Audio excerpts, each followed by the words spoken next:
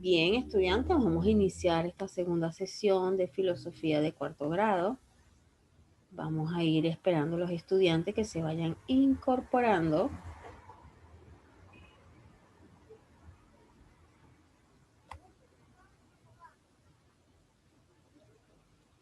Aquí ya se va incorporando uno de los estudiantes.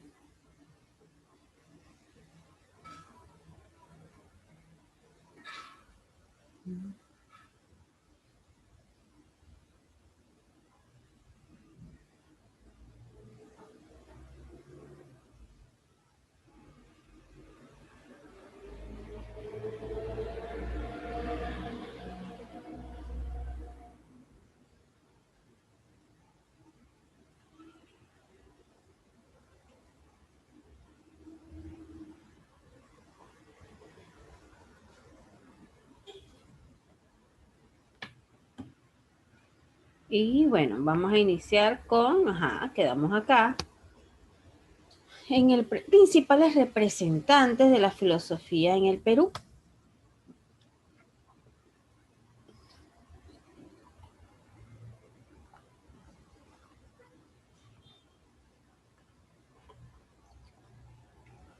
Y entre ellos tenemos a José Baquíjano y Carrillo. Tenemos a Toribio Rodríguez de Mendoza, José Hipólito Unanue, José Eusebio de Llano Zapata y Juan Pablo Vizcardo y Guzmán. José Baquíjano y Carrillo. Este célebre señor, del cual hay una emblemática institución pública que quedó con lince que lleva su nombre, él elogió a Jáuregui, pues es uno de los textos que Elogio a Jáuregui es uno de los textos que mejor ilustra las ideas de Baquíjano.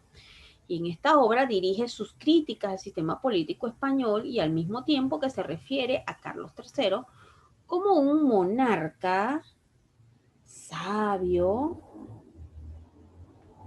que apoya a la filosofía y a la ciencia. Baquíjano considera que el desplazamiento de las doctrinas escolásticas y el surgimiento de las nuevas filosofías equivale a salir de las tinieblas y al revivir de la primavera. Baquíjano se muestra así como intelectual comprometido con las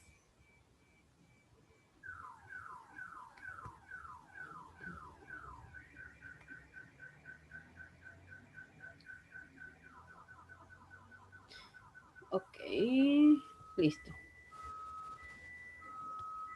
Ok, Baquíjano se muestra así como intelectual comprometido con las ideas ilustradas que aplaude de la difusión de las nuevas teorías científicas, ya que señalan que es mediante la ciencia que la humanidad se iluminará.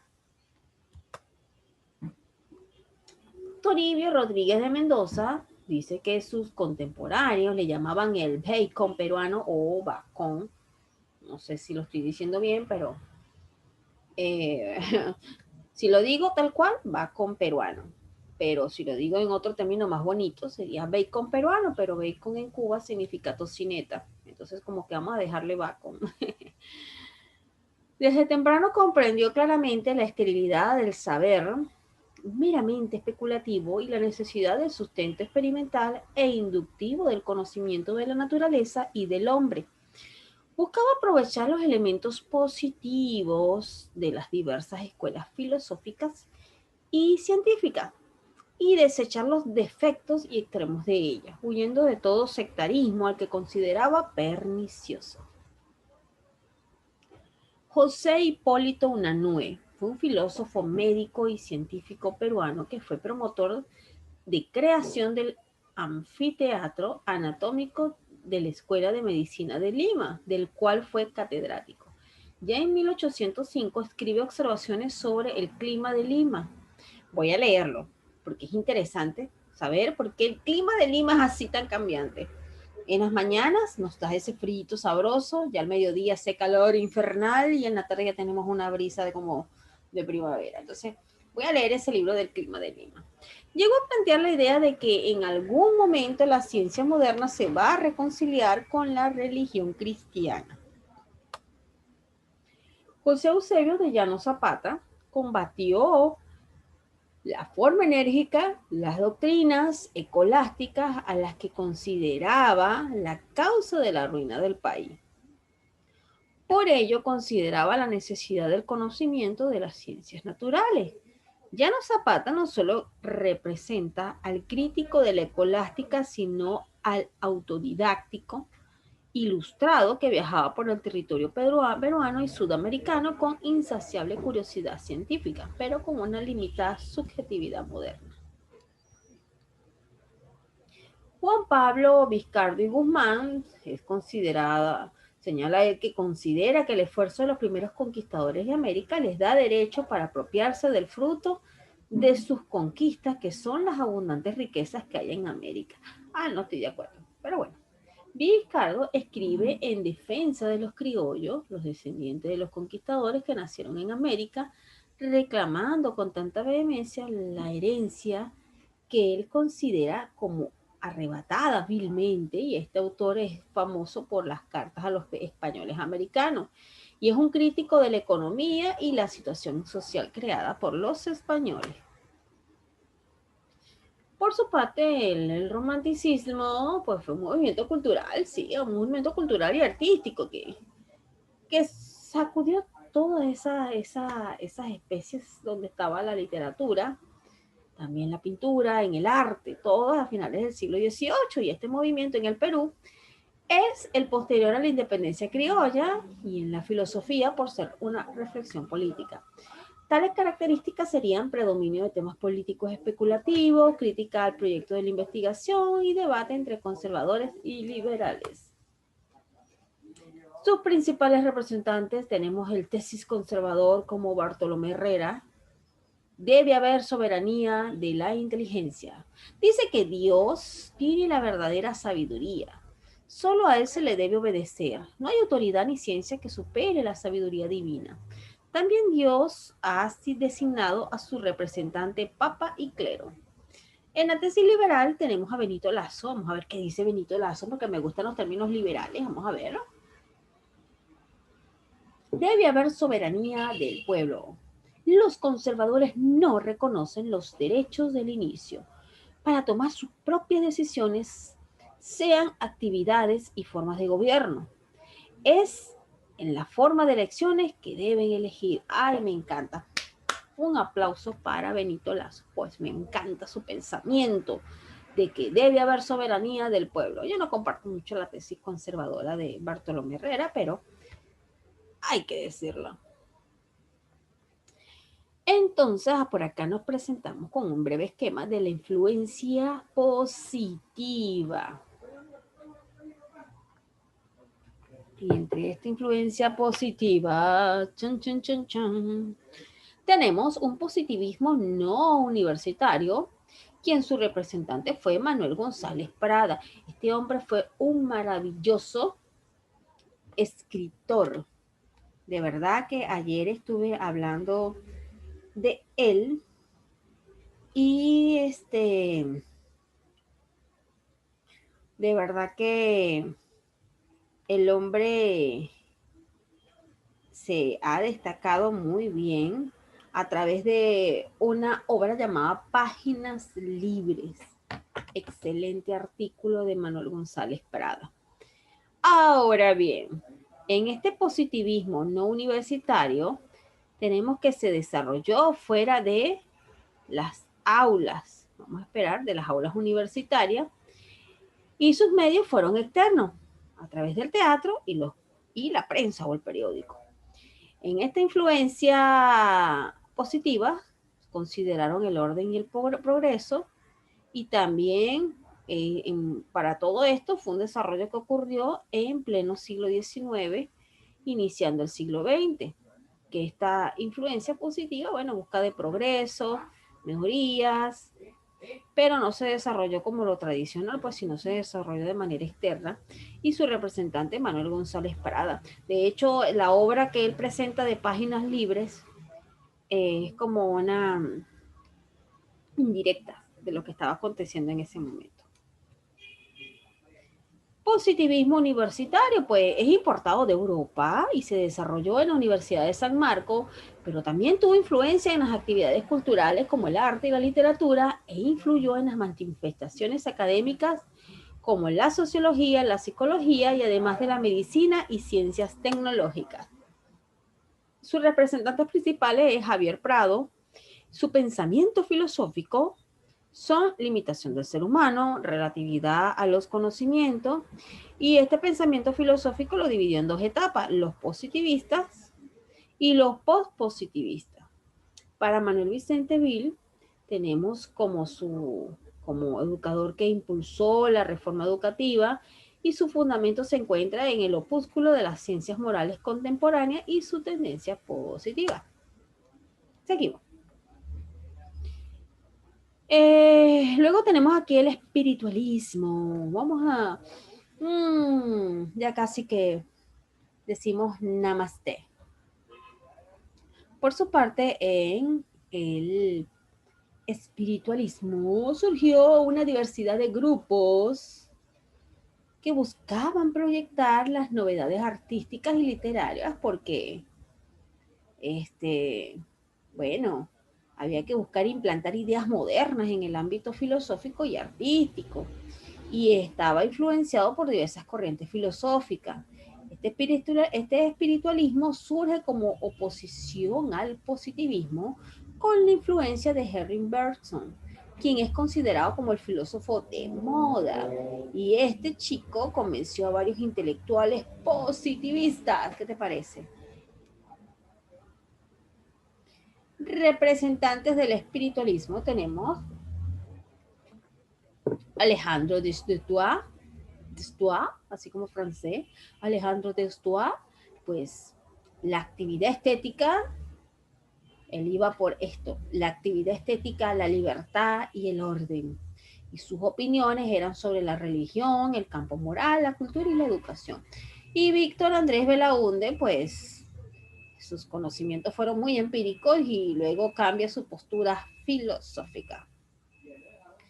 En los movimientos sociales tenemos que se caracteriza por desarrollar una labor filosófica y política fuera del claustro universitario.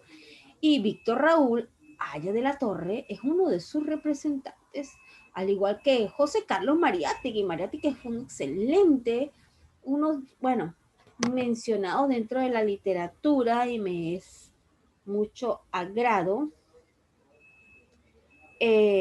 verlo en filosofía porque no conocía que José Carlos Mariátegui estuviera dentro de lo que es los filósofos peruanos, ya que fue un excelente, de los excelentes escritores. Entonces fue un literato, político y pensador peruano, bueno, chévere, no sabía.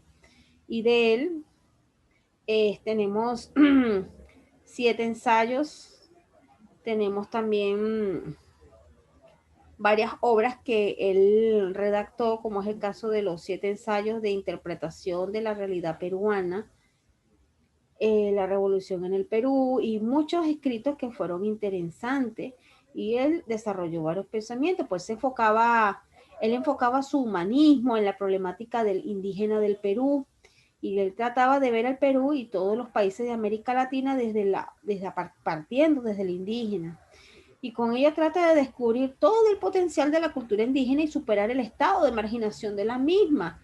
Entonces, este chico eh,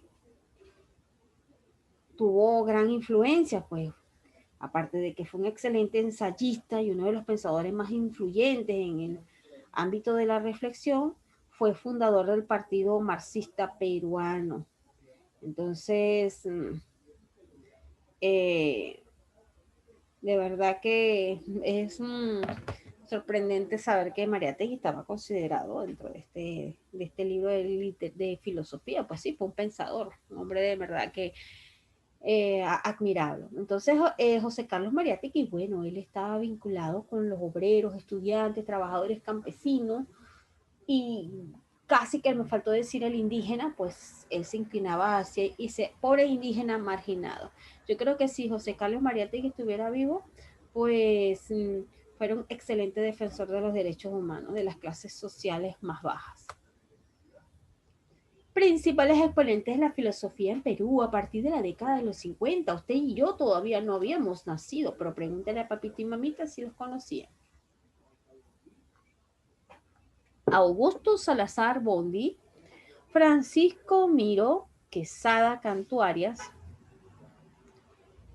María Luisa Rivara de Tuesta y José Ortega de Gase y Walter Peñalosa Ramilla. Ellos son los principales exponentes de la filosofía en el Perú. Y Augusto Salazar Bondy desarrolló una teoría de la dependencia, dominación y alienación de la sociedad peruana. Francisco Miro Quesada, él aporta en la lógica simbólica y en la historia de la idea de en Latinoamérica y se interesó por las llamadas lógicas no ortodoxas. María Luisa Rivara de Tuesta, en su texto Filosofía e Historia en las Ideas en el Perú y Latinoamérica, pues publica todo un conjunto de trabajos académicos de una diversidad de temas que abarcan desde la metodología para desarrollar una monografía hasta temas de diversa complejidad sobre la problemática de la filosofía latinoamericana de los últimos años.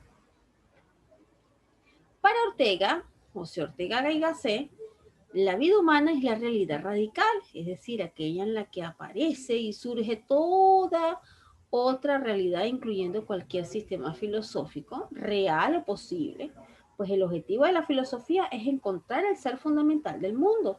Y su pensamiento filosófico desarrolló varios movimientos, el objetivismo, el perspectivismo o circunstancialismo del yo, el racio-vitalismo y el existencialismo. La filosofía en Latinoamérica, pues fue un proceso histórico que ha sido semejante al desarrollo de la filosofía en el Perú, y esto fue a través de la escolástica, la ilustración y el romanticismo. Los precursores del pensamiento filosófico latinoamericano son Juan Bautista Alberdi y Andrés Bello. Juan Bautista Alberdi fue un filósofo argentino defensor de una filosofía que sea estrictamente latinoamericana. Postula a una filosofía concreta y este pensador trajo noticias de Víctor Hugo. Víctor Hugo tiene unas excelentes obras, muchachos, Los Miserables, que se las recomiendo. Y Alejandro Dumas plantea también el problema de la originalidad de la filosofía hispanoamericana. Sus obras, bueno, son ideas para persuadir la confección del curso de la filosofía contemporánea y bases y puntos de partida para la organización política de la República de Argentina. Andrés Bello fue un intelectual de origen venezolano que buscaba la difusión de sus humanidades por medio de la educación. Entonces fue considerado como el más grande poeta, fue el más grande humanista de nuestro continente en el siglo XIX. Filósofo, poeta, legislador, educador y crítico. Entre sus obras tenemos La gramática castellana, Principios de Derechos Internacional, Filosofía del Entendimiento, Oda a la Agricultura de la Zona Tórrida. Y los patriarcas tenemos a Alejandro Korn y José Vasconcelos y Alejandro Korn, un filósofo argentino que defiende la necesidad de una filosofía regional que muestra las circunstancias concretas en un momento histórico. Escribió el tema de las ideas en América y entre sus obras tenemos La libertad creadora, que es un esquema gnoseológico, el concepto de las ciencias, axiologías y apuntes filosóficos. Y José Vasconcelos fue un intelectual mexicano que se caracterizó por ser prolífico y polémico y consideraba que la educación debía estar sostenido sobre una base filosófica. Pretendía una moralización de la sociedad por medio de las acciones educativas. Y entre sus obras tenemos Pitágoras, una teoría del ritmo, la raza cósmica, indología, una interpretación de la cultura iberoamericana, ética, realismo científico. Tenemos los forjadores que fueron Francisco Romero y Samuel Ramos. Y Francisco Romero fue un filósofo argentino de origen español y fue uno de los primeros intelectuales latinoamericanos en tomar plena conciencia del proyecto de hacer filosofía auténtica, y parte de sus obras son la lógica, filosofía contemporánea, ideas y figuras, el hombre y la cultura y filosofía de la persona en teoría del hombre. Su parte, Samuel Ramos fue un filósofo mexicano que busca desarrollar las ideas de mexicanidad y considera que ésta se moldea a partir de sus circunstancias. Enseña la introducción de la filosofía en la Escuela Nacional Preparatoria, enseña lógica y ética en la Escuela Nacional de Maestros, y sus obras son Hipótesis, el perfil del hombre y la cultura mexicana, y Más allá de la moral de Kant, hacia un nuevo humanismo, 20 años de educación, y seguimos. Luego tenemos una tercera generación que son los técnicos. En ellos tenemos a Miro Quesada, que en su respuesta afirmativa se caracteriza por ser el primer lugar en un grupo compacto de alto poder afirmativo. En segundo lugar, es un grupo productivo porque se lanzan a hacer filosofía autenticada. Y en tercer lugar, sostiene que la autenticidad no puede consistir en filosofar a lo europeo. En sus respuestas asuntivas, pues se caracteriza por proponer que todavía no ha llegado el momento de crear filosofía. Plantea que el ideal de autenticidad que persigue el movimiento es el tipo de filosofía europea. Asume que todo cuando llegue a la comprensión cabal de los problemas, cuando se llegue a vivirlo como un verdadero modo de existencia. Respuesta al problema. ¿Qué es un filosofar auténtico? Bueno, el universalismo de Mario Bunge, y Mario Bunge, epistemológico argentino, que publica diversas reflexiones sobre el método y el desarrollo de las ciencias modernas. Entre las corrientes filosóficas de Latinoamérica tenemos la filosofía de la liberación por Enrique Dussel, tenemos la filosofía inculturada de José Carlos Escanone. Para triunfar no es necesario llegar primero, sino llegar y levantarte cada vez que te caes en el camino. Palabras muy sabias. Ahora nos vamos al libro porque nos quedan 17 largos minutos de esta segunda sesión. Así que nos vamos al libro, muchachos, porque ya vamos a finalizar este ciclo este viernes. Y les quisiera decir, ay, qué chévere. Vamos a tener vacaciones y nos vemos en enero. Pasen una bonita Navidad, pero no es así. En el SEBA siempre estamos activos todos los días, las 365 días del año. Entonces, nos vamos al libro y podemos ubicar rápido lo que es la cosmovisión andina. Aquí nos habla de la cosmovisión pre-inca e inca.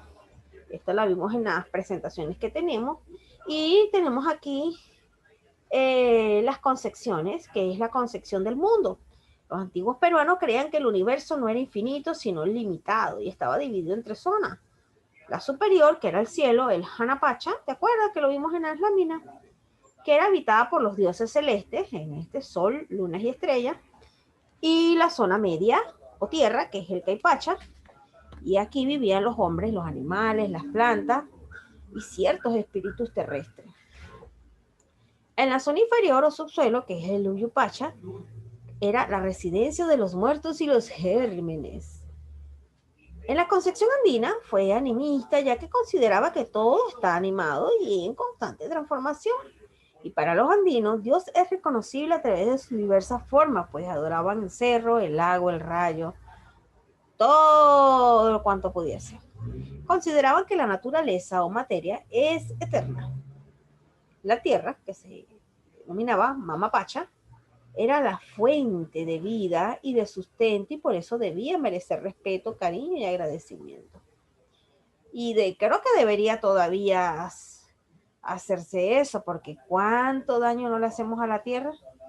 No me vengas a decir que tú eres que cuidas la tierra, porque seguramente has botado algún papelito, algún plástico a la calle y has afeado la ciudad. Entonces, todos hemos hecho en algún momento daño en la tierra al botar cosas que no deben botarse afuera.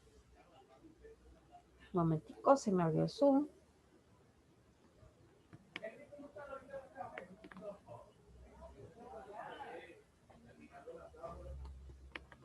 Bien, en la concepción andina, bueno, seguimos hablando del tiempo, perdón. Tenemos, no reconocieron el sistema de medición cronológica por horas, minutos y segundos. Sin embargo, se guiaron por los relojes solares, los intihuatana. Dividieron el año en 12 meses y el calendario guarda estrecha relación con las labores agrícolas. Hubieron pensamientos de la sociedad incaica, tales como las clases dirigentes, que utilizaron las contradicciones y estimularon las rivalidades para vencer el atraso y mantener a los pueblos ordenados. Se practicó el trabajo común, el AINI y el ENINCA.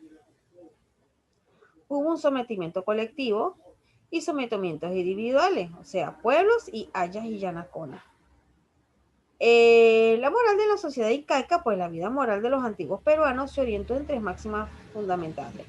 El amasúa, no seas ladrón; el amayuya, no seas mentiroso; y el amaqueya, no seas ocioso o haragán. Vamos a ver si yo te lo pregunto en el examen. ¿Cuáles eran la moral de la sociedad incaica? ¿Cómo era la moral de los antiguos peruanos en esta época incaica? Ya sabes, amasúa, no seas ladrón o ratero; amayuya, no seas mentiroso. Ay, voy a emplear esta palabra cuando me vengan con que el gato se me comió la comida y me comió el cuaderno. No seas amayuya, no seas mentiroso. Y el amaqueya, no seas ocioso o haragán. Y en la filosofía del virreinato, que también la vimos en la lámina, estuvimos viendo que,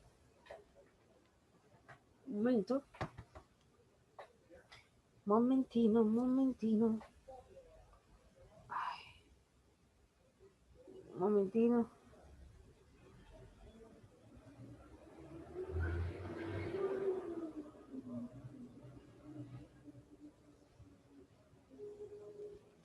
Tenemos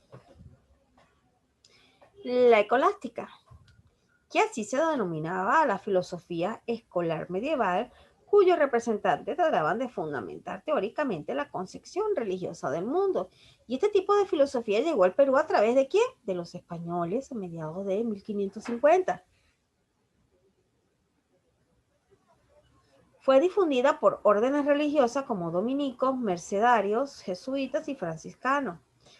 El apogeo de la escolástica comprende, por lo tanto, los siglos XVI y XVII y se prolonga hasta mediados del siglo XVIII. La escolástica presidió desde su iniciación las funciones docentes de la Universidad de San Marcos en Lima y de las universidades menores de Cusco y Huamanga, y los colegios se fundaron bajo diversas órdenes religiosas.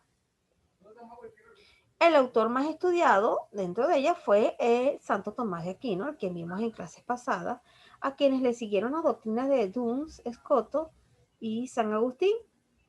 Sus representantes son Fray Jerónimo de Valera, Esteban de Ávila, José de Acosta y Martín de Jauregui. En la filosofía de la emancipación hubo también aquí la ilustración, que fue el pensamiento que abarca desde la segunda mitad del siglo XVIII y primer tercio del siglo XIX.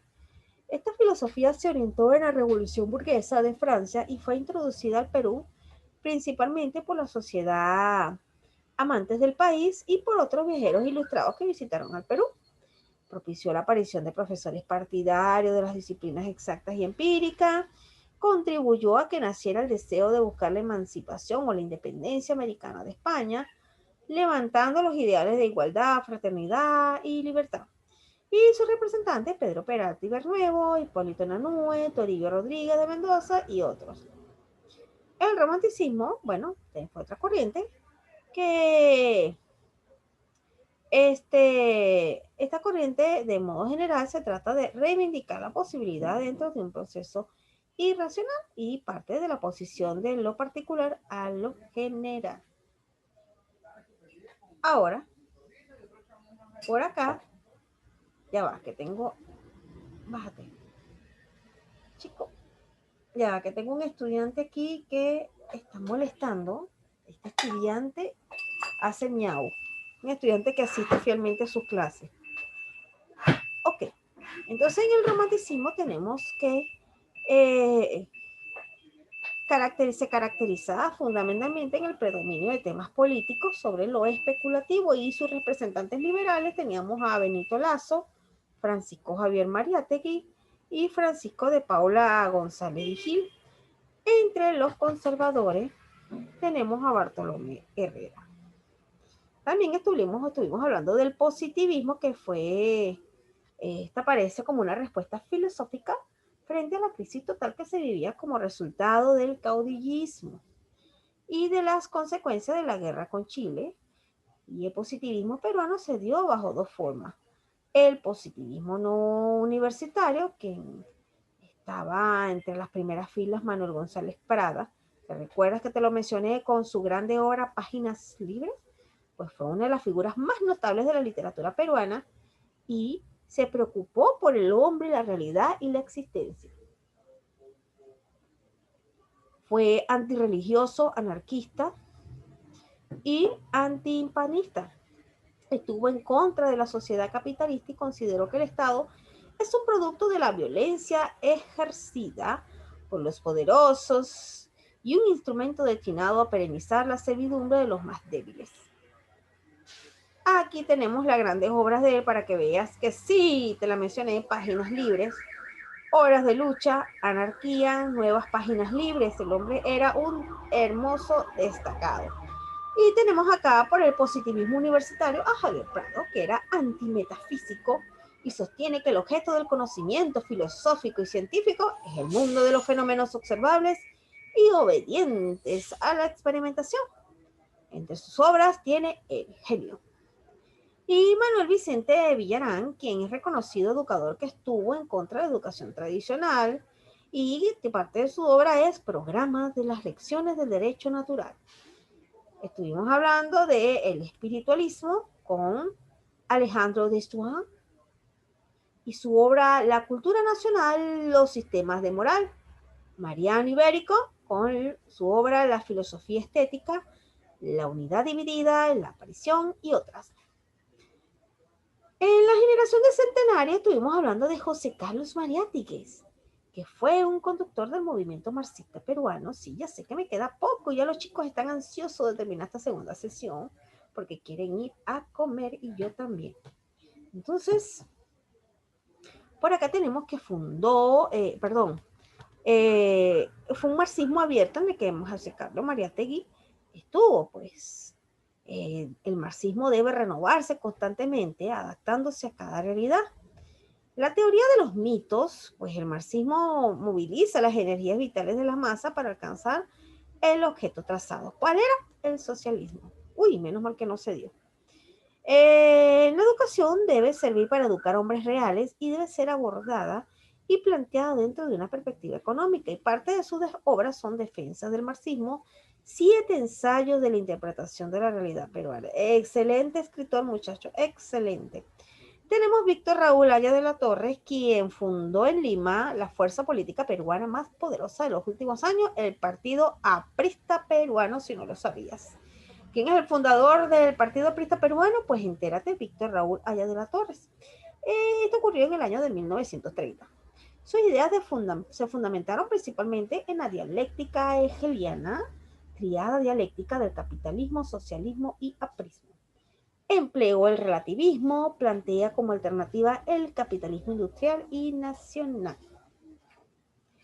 Y por acá tenemos al señor Antenor Orrego Espinosa, pues tiene una orientación metafísica y vitalista y considera que los pueblos de América deben unirse como un pueblo continente con el fin de superar la limitación de los modelos europeos de la cultura. Entre sus obras tenemos Pueblo, Continente, Notas Marginales, El monólogo eterno, Estación Primavera, Hacia un humanismo americano y otros. Y por acá tenemos la filosofía que ocurrió entre los años 1940 y 1960. Entre ellos está César Guardia Mayorga, que eso sí no los mencioné, que es el más importante de los representantes de la filosofía marxista universitaria. Señala que la única filosofía correcta es el materialismo dialéctico. Considera que el verdadero ser es material y que más se manifiesta en el hombre y la naturaleza. Sus obras, Filosofía y Ciencia, Fascículos de Psicología, Historia de la Filosofía Griega. Alberto Wagner de Reina, tenemos representantes del existencialismo cristiano en el Perú, pues él expone sus ideas sobre la contingencia de la muerte. A través de la fe el hombre se encuentra con Dios y sus obras son la ontología fundamental de Heidegger, su motivo y su significación y la filosofía en Iberoamérica. Tenemos a Francisco Miro Quesada, que ya lo mencionamos. Ya nos queda poco tiempo, muchachos. No se preocupen, 4 minuticos. Entonces, vamos a ver qué tenemos de actividad domiciliaria porque ya la hemos visto. Ok, vamos con esta lectura de Nuestra Patria. Pues en pueblos compuestos de elementos cultos e incultos, los incultos gobernarán por sus hábitos de agredir y resolver las dudas con las manos, allí donde los cultos no aprenden el arte del gobierno. La más inculta es perezosa y tímida en las cosas de la inteligencia y quiere que la gobiernen bien, pero si el gobierno le lastima, se lo sacude y gobierna ella.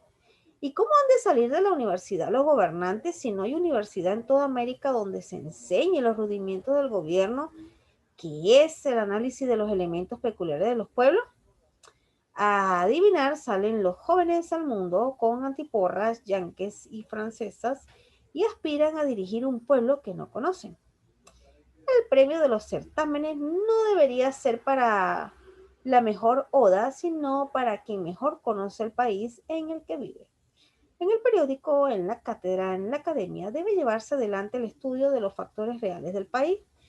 El que pone de lado por voluntad u olvido una parte de la verdad, cae a la larga por la verdad que le falló, que de ordinario derriba lo que se levanta sin ella. Entonces vas a volver a leer esta lectura en la página 82 y vas a responder las preguntas: ¿quiénes gobernarán y por qué? ¿Por qué los jóvenes salen a adivinar? ¿A quiénes se debe premiar y por qué? ¿Qué poder tiene la verdad? Y nos quedan 2 minuticos de clase. Y actividad domiciliaria de la página 82-83 del PDF hasta la página 87. Ya de aquí en adelante es puro repaso. Vas a hacerlo todo hasta la página 86 del PDF. Y para el día miércoles estaremos dando el repaso en la primera clase de todo lo que hemos visto y vamos a dar las inducciones para lo que va a ser el examen final. Así que si no has asistido a clase, ponte al día porque vamos a tratar la última clase con el tema de por aquí está, antropología filosófica. Entonces, muchachos queridos y bellos, ya se pueden ir a comer, a desayunar y nos vemos el día miércoles. Ya sabe que entramos a las 10:40 el miércoles. Así que nos vemos, chicos. Cuídense y ya pueden irse a comer.